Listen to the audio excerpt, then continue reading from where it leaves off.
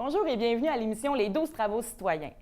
Quand on pense à participation citoyenne, on pense d'abord au bénévolat traditionnel au sein d'organismes communautaires. Or, la participation citoyenne est beaucoup plus vaste que cela, et c'est ce que nous tenterons de démystifier au cours des 12 émissions de cette série, alors que nous vous ferons découvrir 12 facettes différentes que la participation citoyenne peut prendre. Le dynamisme et la vitalité d'une communauté seront un élément attractif pour toute personne qui cherche un endroit où s'établir. En fait, sauf peut-être l'emploi, cela pourrait même être un élément décisif lors d'un tel choix. Mais qu'est-ce qui fait qu'un milieu est un endroit intéressant et dynamique? La réponse, c'est citoyen bien sûr, car lorsqu'un groupe de citoyens décide d'entreprendre un projet collectif, cela se répercute dans toute la communauté et même au-delà. Sans initiative citoyenne, les milieux seraient ternes et l'offre d'activités serait beaucoup moins diversifiée. Heureusement, les citoyens ont de l'initiative et les résultats sont grandioses. Mon nom est Éric Paulin, je suis coprésident du village sur glace de Roberval.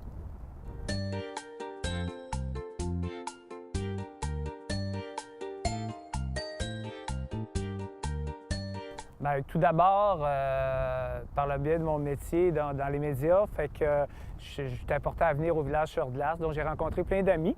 Et de fil en aiguille, bien, avec les gens que je côtoyais, m'ont demandé de faire partie du conseil d'administration. Et puis, au fil du temps, bien, depuis 3 ans, je suis impliqué. Fait que dans les comités, j'ai commencé à m'impliquer sur l'administration et par la suite à ce que je devienne coprésident du village sur glace. C'est grâce à des amis.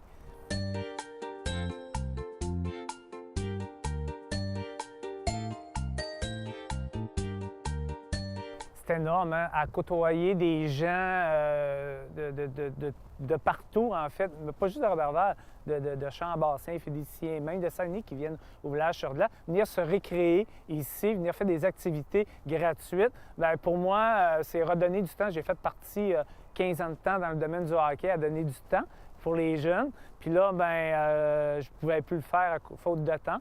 Donc, venir au village sur glace, venir dans une maisonnette, participer à des activités, à la vie d'un village, en fait. Hein, c'est un petit village. Bien, beaucoup de monde qui gravite autour. Donc, c'est une motivation là, énorme. Là.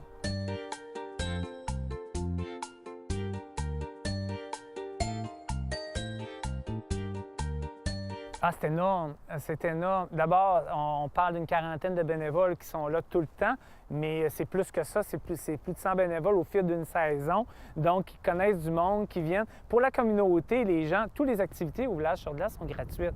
Donc, de venir marcher, donc les saines habitudes de vie tous les jours pendant 2 mois et demi, je dirais, les gens viennent marcher, viennent se recréer, viennent s'amuser en citoyens, donc se côtoyer aussi. Hein? C'est un peu l'ancien perron d'église, tout le monde vient jaser ensemble. Les fins de semaine, on a jusqu'à 3000 personnes qui peuvent venir là, un samedi, un dimanche, venir participer à l'ensemble des activités du village sur glace. Donc, c'est un grand lieu de rassemblement.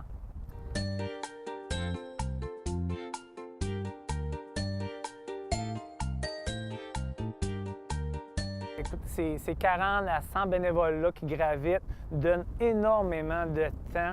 Et c'est toujours avec le sourire. Hein? Un bénévole est là, est présent, toujours, que ce soit une tâche de pelleter ou de mettre des comptes, d'aider un autre citoyen. Écoute, c'est la vie, hein? C'est la vie sociale. Donc, ça apporte aux gens une satisfaction énorme. À tous les jours qu'on marche ou qu'on patine, qu'on fait une activité au village sur glace, les gens nous le disent, ils se le disent entre eux aussi également. C'est le fun de venir sur le lac, l'ambiance est là, est festive, les gens aiment se rencontrer, jaser, faire de l'activité également et en famille. Il ne faut pas oublier, hein, les tout jeunes, les petits, beaucoup ont appris à patiner ici, même à marcher, je vous dirais, dans la neige. Donc, à se récréer, à être dehors. Donc, le bénévolat a apporté ça ici. C'est la contribution à la société Robervaloise et des alentours.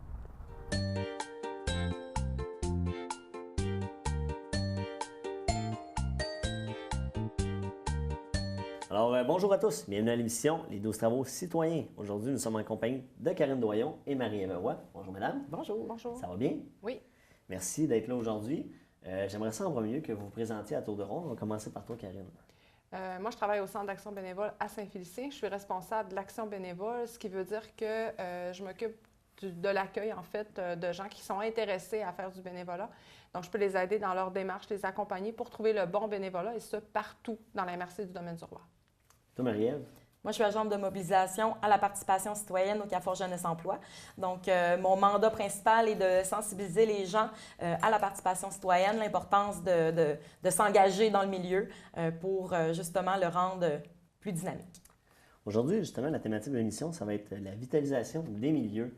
Dans le fond, on a Éric Paulin qui nous parlait un peu de l'initiative citoyenne du village de glace. J'aimerais ça, comme ça, vous entendre à propos de cette initiative-là. La vitalisation des milieux par des initiatives comme ça, c'est des projets qui sont quand même de grande envergure. Donc, là, on voit ici, c'est un groupe de personnes qui se sont mobilisées, qui ont eu envie de créer un village sur glace, donc pour apporter un élément là, attrayant à Roberval pendant l'hiver. Donc, comme M. Paulin disait, ça amène des gens de partout au Lac-Saint-Jean, même au Saguenay, c'est devenu gros. C'est devenu un incontournable, même dans la région, le village sur glace de Roberval, puisqu'il est là tout l'hiver. Il y a de nombreuses activités qui sont offertes là-bas, tout ça gratuitement parce que, justement, ce sont des citoyens qui ont décidé de se mobiliser et de créer ça, donc pour que la population, justement, puisse en bénéficier, encore une fois, tout à fait gratuitement. Puis souvent aussi, ce que j'ajouterais à ça, c'est que des fois, ça part de l'idée d'une personne, en fait. D'une personne qui, à la maison, a pensé à ça, à un moment donné, s'est mis à en parler. Fait que je pense que là-dedans, ce qu'il faut retenir, c'est qu'il faut en parler de nos idées. Il faut en parler, puis on est peut-être surpris, justement, de voir qu'il y a d'autres personnes qui partagent la même idée que nous. Dans ce cas-ci, c'est le village sur glace, mais ça pourrait être n'importe quelle autre initiative. Souvent, les petits festivals dans les localités, ça part de comités de citoyens comme ça qui ont eu une idée. Ça peut prendre la forme aussi de cuisine collective, des femmes, des hommes qui ont le goût de cuisiner en gang, et tout à coup, à un moment donné, on voit apparaître un service, et ça fonctionne, et même que ça grossit, comme c'est le cas, finalement, du village sur glace. Ce qui est intéressant, à la base, ces initiatives-là, souvent, ça répond à un besoin spécifique à la communauté dans laquelle les gens vivent, les citoyens vivent. Puis par la suite, quand le projet prend l'ampleur, eh bien là, ça l'attire les gens autour, les autres communautés, ou ça peut même faire un effet boule de neige, jusqu'à d'autres communautés prennent ces initiatives-là et puis les appliquent à leur communauté. Donc, ça crée une belle synergie, dans le fond, citoyenne. Justement, comme on dit, le monde attire le monde aussi par cette optique-là. Et comme on avait parlé justement dans une autre émission, dans le fond, comme on disait tantôt, ça part d'une idée, souvent d'une personne, et puis là, la personne en parle à son réseau, puis là, ça développe. C'est dans le fond, ça revient à la base de dire, seul, on va vite, mais à plusieurs, on va plus loin. Je pense aussi qu'on peut affirmer, par rapport au témoignage qu'on a eu d'Éric, que ça aide aussi à développer son réseau social. Vous pensez quoi de ça, justement? N'importe quelle implication va permettre de développer son réseau social, de rencontrer des gens, d'apprendre des choses. Ici, comme là, M. Paulin n'était pas là au tout début du village sur glace, mais comme tu disais, le monde attire le monde. Il a vu l'initiative grossir, il a trouvé ça intéressant, donc il s'est lancé dans l'aventure. Ça mobilise un tas de personnes qui peuvent ensemble développer des choses et se rencontrer entre eux. Tu parlais que ce genre d'initiative-là, souvent, ça répond à des besoins du milieu aussi. On sait, à force de côtoyer des gens, un besoin qu'il y a dans nos milieux, en fait, c'est les lieux de rassemblement. Donc, c'est un enjeu que les gens trouvent super important. Donc, c'est en plein ce qu'ils ont créé. Roberval avait besoin d'un lieu où aller, où rassembler les familles pendant l'hiver. Donc, c'est directement ce besoin-là qu'ils ont comblé en menant ça. Et comme Karine disait aussi, ça peut venir de n'importe quelle idée que les gens vont avoir travailler ensemble, puis ça va donner des services aussi qui répondent à un besoin. Donc, nos idées, c'est de là qu'ils partent aussi souvent, là, un besoin du milieu. Si on parle de justement ces initiatives citoyennes-là, une fois qu'elles sont portées, emmenées, développées par les citoyens, il faut qu'elles les amènent au niveau plus municipal. C'est quoi l'importance justement des élus après ça? C'est quoi le travail des élus par rapport à ces initiatives-là? C'est quoi leur rôle? Je pense que la première chose que les élus doivent faire, c'est d'être à l'écoute et d'être ouverts. Donc, pour avoir accès à des sites, là, je pense entre autres aux différents festivals qui, eux aussi, là, c'est des événements qui n'existeraient pas sans les bénévoles. Donc, c'est que la municipalité soit ouverte à accueillir ce genre d'événements-là. Donc, délivrer les permis nécessaires si besoin est. Ça peut être un aide à la logistique aussi, aux travaux publics. Logistique ou ne serait-ce que du prêt de matériel. Donc, moi, je pense que l'important, c'est que les élus soient ouvert justement à accueillir ça et laisser les citoyens travailler aussi. Donc, être capable de dire, vous avez un beau projet, vous nous l'avez présenté, on est d'accord, on vous laisse aller. Et de ne pas travailler en silo aussi, dans le sens où de ne pas hésiter d'aller solliciter notre municipalité, parce que des fois, on peut être surpris de l'aide justement qu'on peut avoir, d'aller chercher les bonnes personnes, de ne pas hésiter d'aller cogner aux portes. Des fois, comme tu disais, ça peut être du prêt de matériel, ça peut être du prêt de ressources aussi. Des fois, c'est les responsables des loisirs qui peuvent nous outiller. Bon, ça peut être une présence au sein de nos rencontres de comité, mais ça peut être aussi juste de nous mettre en contact avec les bonnes personnes pour la poursuite du projet. Et c'est du donnant-donnant aussi, parce que là, on voit, là, on parle de Roberval, mais moi, je pense aussi traverser du lac Saint-Jean qui n'existerait pas non plus sans bénévoles. Donc, ça l'a fait aussi que Village sur glace l'hiver, traversée internationale du lac Saint-Jean l'été, Roberval est reconnu mondialement maintenant, entre autres grâce à leurs bénévoles et à leurs citoyens qui sont engagés et qui ont envie de développer leur communauté. Bien justement, on va faire un retour tantôt sur la reconnaissance justement qu'il peut y avoir dans le développement touristique d'une région par rapport à ces initiatives-là. Mais on va aller visionner la deuxième capsule. Dans le fond, je m'appelle Laurie Boivin. Ici, au Centre Bagne, je m'occupe de l'accueil d'espaces virtuels et aussi de la médiation culturelle.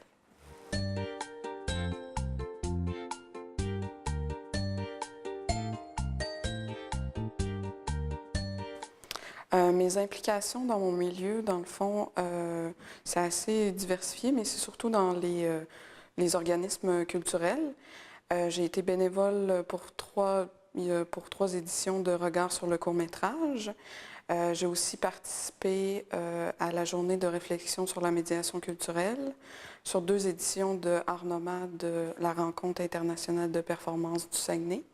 Et j'ai été 1 an sur le conseil d'administration du Centre Langage Plus allemand.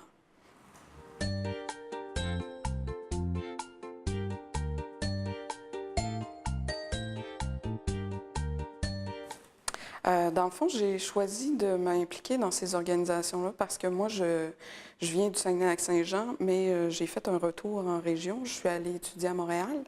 Et quand je suis revenue ici, je me suis dit que le meilleur moyen de me faire des contacts et des nouvelles connaissances, des nouveaux amis, c'était de faire du bénévolat dans ces organismes-là qui m'intéressaient.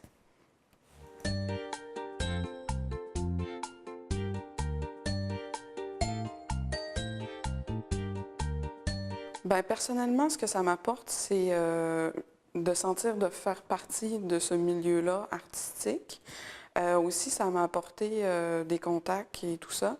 Étant donné que j'ai participé à des éditions comme Art Nomade et tout ça, les gens me connaissaient déjà au Centre Bagne.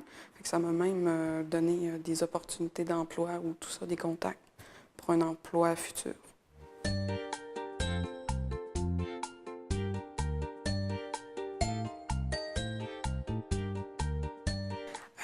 L'implication des gens à la vitalisation du milieu, je pense que surtout dans le milieu culturel, c'est important parce que les organismes sont là pour le public, pour que les gens voient des spectacles et des expositions et tout ça. Avoir des bénévoles, c'est des gens qui s'impliquent, qui montent à ces organismes-là, qui sont intéressés par justement le produit culturel qu'ils offrent. Fait que je pense que c'est super important d'avoir des bénévoles pour ça, parce que ça fait aussi un peu du bouche à oreille. Moi, j'ai participé à Art Nomade, j'ai participé à Regard, c'était vraiment extraordinaire, tu devrais venir, et tout ça, ça fait aussi un nouveau public, disons.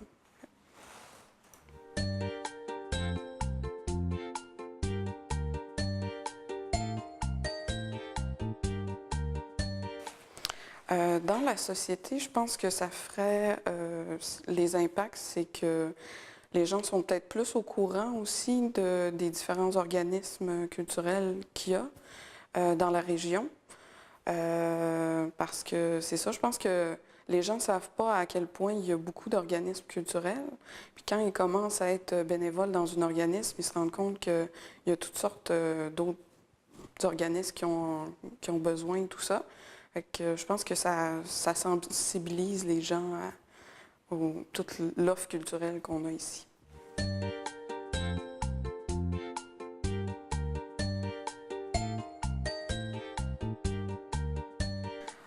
Pour moi, c'est important parce que c'est ça, les organismes culturels, c'est des organismes souvent qui sont des organismes à but non lucratif, c'est ça, qui ont toutes sortes de projets super intéressants puis qui ne pourraient pas les faire sans bénévoles, ou ça serait vraiment difficile de les faire. Fait que je pense que pour moi, c'est important de contribuer c'est ça, aux projets et aux organismes comme ça avec le bénévolat.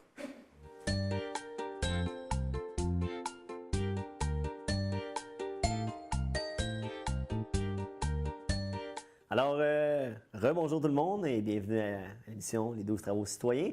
Alors, Marie-Ève, on a eu la chance d'avoir une ambassadrice de la culture qui s'implique beaucoup. Qu'est-ce que tu penses justement d'un organisme comme ça, comme le Centre Bang?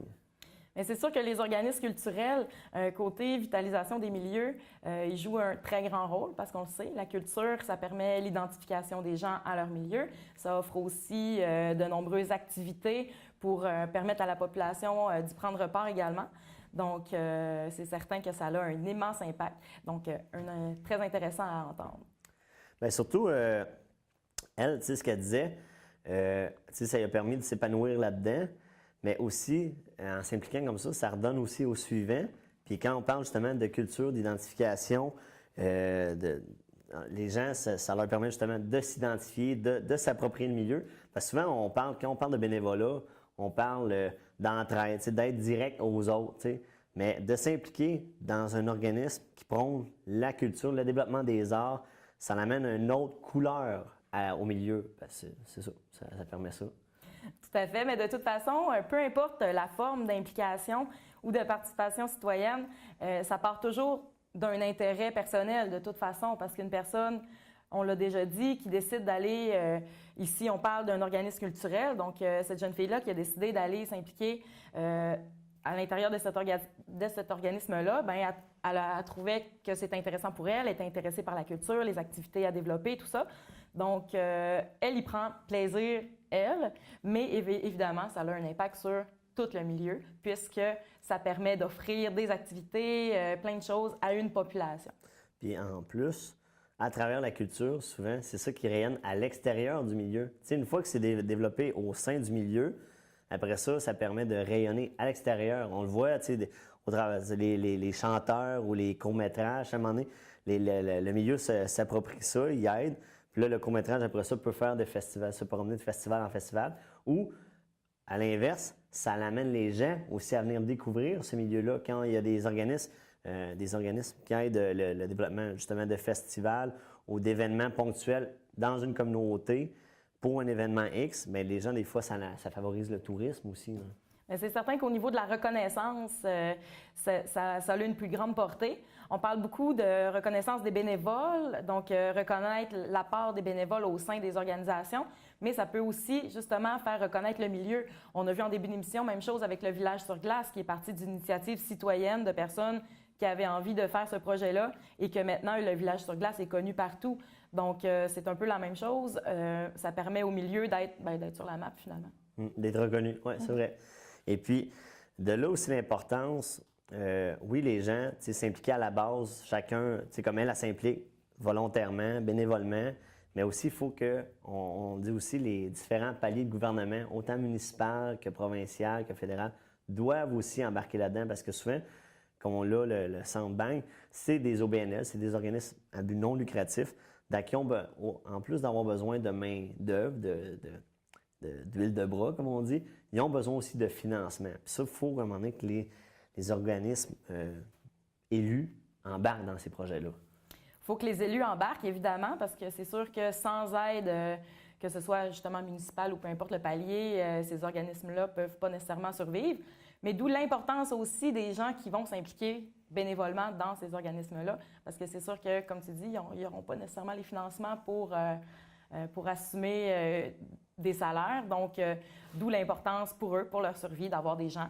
Puis de toute façon, toutes les personnes, on vient de l'entendre, c'est des expériences toujours super intéressantes, constructives et tout ça pour les personnes, en plus de permettre à ces organismes-là d'exister finalement.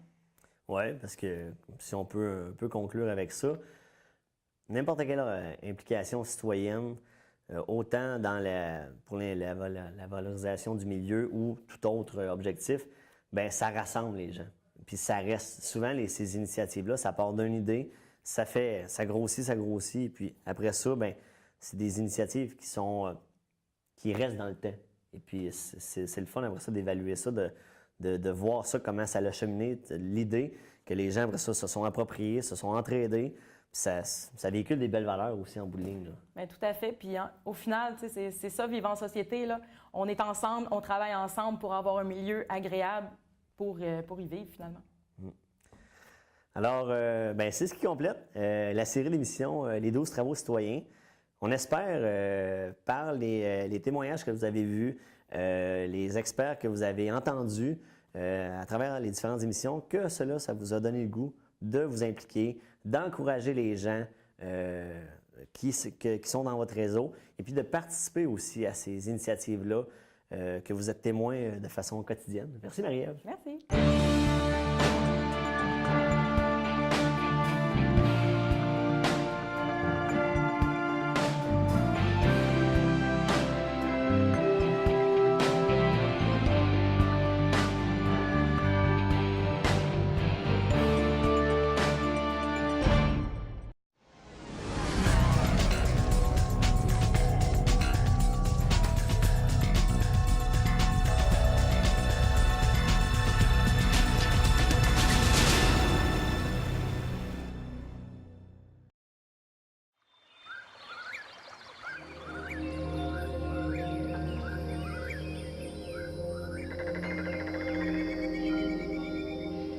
On conserve nos milieux naturels parce que on se rend compte que pour ceux d'entre nous qui ont un âge un peu plus avancé, que les endroits où on allait quand on était petit ont disparu ou ces endroits-là ont diminué ou leur qualité n'est plus aussi bonne. Donc on est très conscient maintenant que les joyaux du milieu naturel qui nous restent deviennent d'autant plus des joyaux que les crins deviennent de plus en plus petits. Il y a une grande mission de protection parce qu'on sait que si on n'est pas capable de conserver l'habitat des reptiles ou des animaux en général, bien, on a un sérieux problème. Là. Les animaux ont besoin d'un habitat qui doit être protégé. Puis la Fondation Hydro-Québec en environnement nous permet de faire ça. Et alors, il y a des projets d'acquisition, comme par exemple dans les Laurentides, des projets d'acquisition dans les monts Sutton. Il y a beaucoup de projets de mise en valeur. On fait des acquisitions de terrain, en fait, qui ont une valeur au niveau du patrimoine naturel. Et puis, on a aussi une mission d'éducation. Donc, on fait beaucoup d'activités avec différentes clientèles scolaires, des camps de jour l'été, avec la clientèle grand public. L'avantage qu'on a de développer des projets avec la Fondation Hydro-Québec pour l'environnement, c'est que la Fondation a le mandat de préserver les milieux naturels, mais aussi de faire des projets de conservation avec un volet éducationnel, un volet sensibilisation.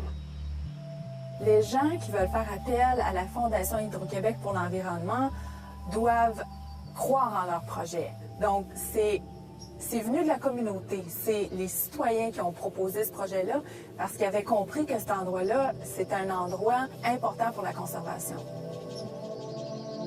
La relation avec la Fondation Hydro-Québec en est une de collaboration puis de support. Ils sont là pour nous aider, on interagit, on se rencontre assez régulièrement. Puis s'il y a un aspect sur lequel on a besoin d'assistance ou de conseils, ils sont là pour nous aider, puis ça, on l'apprécie vraiment.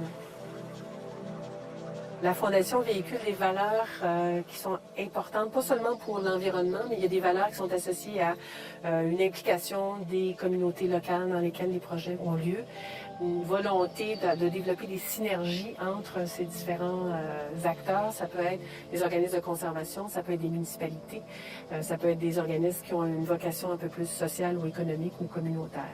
L'avantage d'un partenariat avec la Fondation, c'est qu'on a pu gagner de la visibilité. Et de la crédibilité aussi, je dirais, parce que maintenant, notre projet est vu sur le plan régional plutôt qu'au plan municipal.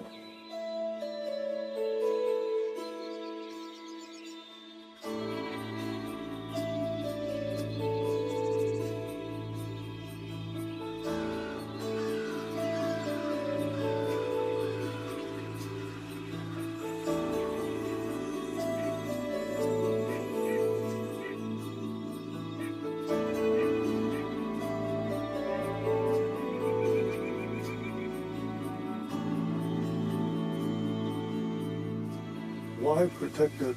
Partly as an example of the primeval landscape of our region. What did our ancestors see when they came here?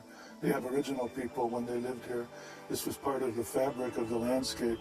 And if we lose that, if we don't have at least almost like an outdoor museum, the children can see those things, then we've lost part of our heritage. En fait, c'est notre survie, là. On protège parce que quelque part, c'est notre avenir à nous sur cette planète qui est en jeu.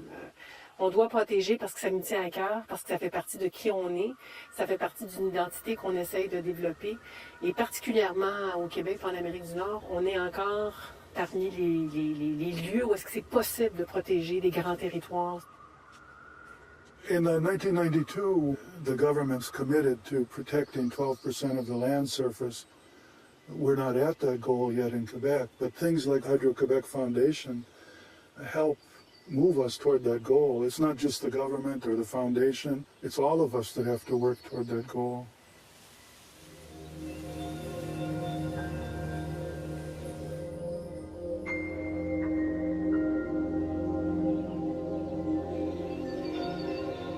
C'est la meilleure chance de succès, c'est quand c'est la communauté qui prend en charge ces projets-là, parce qu'il y a une passion, il y a un intérêt, il y a une volonté, puis il y a aussi, c'est des projets qui vont souvent durer à long terme, parce que justement les gens s'impliquent et tiennent à leur patrimoine.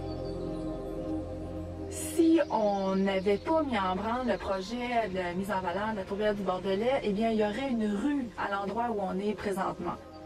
La Fondation Hydro-Québec pour l'environnement a permis qu'on passe de l'idée du projet à sa réalisation. Les organismes, les municipalités, entre autres, ont souvent peu de ressources financières et humaines pour monter de tels projets. Et moi, ce que je conseillerais, c'est d'aller frapper à la porte de la Fondation Hydro-Québec pour l'environnement parce que, premièrement, il y a des ressources financières. Et aussi, il y a des ressources humaines qui t'aident, qui viennent t'accompagner dans la structure du projet. Ce sont des gens qui croient au bien fondé de la protection des habitats et de l'environnement.